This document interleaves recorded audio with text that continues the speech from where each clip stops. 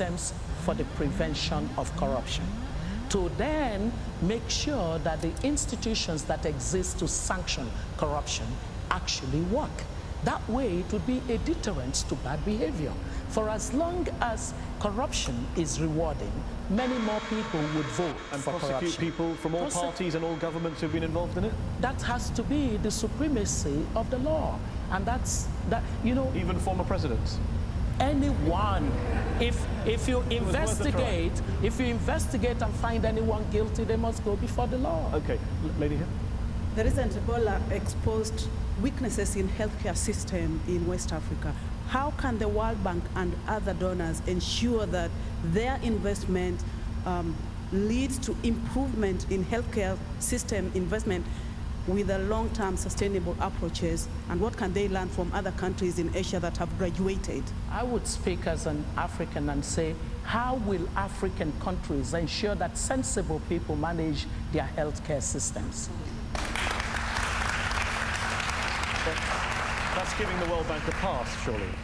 No, it doesn't give the World, because the Minister of Health must be able to say to the World Bank health specialist, this will not work here. I don't want it. I'm not sure it's as easy as that, with respect. Well, Gentleman there with the beard. Yes, who I promised to come to her. Yes, you?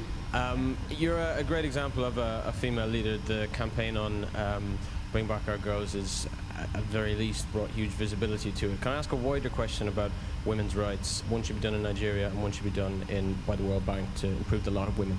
The first thing is to actually educate as many women as possible. The more that we can push the agenda for child education, the better. And that's part of why I am insistent on the Chibok girls being rescued, because it would be a very important signal to child everywhere that education would not cost them their lives. Okay, the lady at the back wall, yes, used, right against the wall. Nigeria is currently the largest economy in Africa. Do you think we will soon see a decline in its growth caused by Boko Haram's actions, as economic growth and conflict don't go well together? Thank you. Oh, certainly it would have an impact. A lot of critical infrastructure investment cannot happen in an environment of war. This lady here and this gentleman here who's been waiting. So much has been said about Nigeria's long-standing reputation for corruption. Do you think there's a place in Nigeria for a welfare system? Do you think it's feasible it could be introduced, and do you think it will help combat corruption?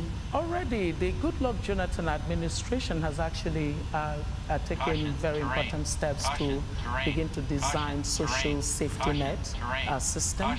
I think it would be to do even more in improving those systems, and also to basically look at the issue of youth unemployment. It's a source of implosion in any society. Mrs. Johnson, the last question here in the jacket. My question pertains to the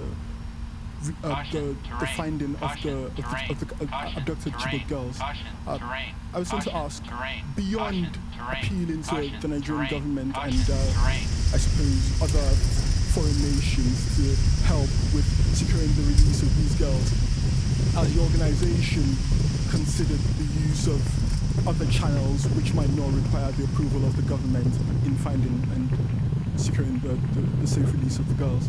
I mean, it's a failure. It's a failure of the world that we are today not sure whether the girls are situated in one location or the other. Even when our chief of defense had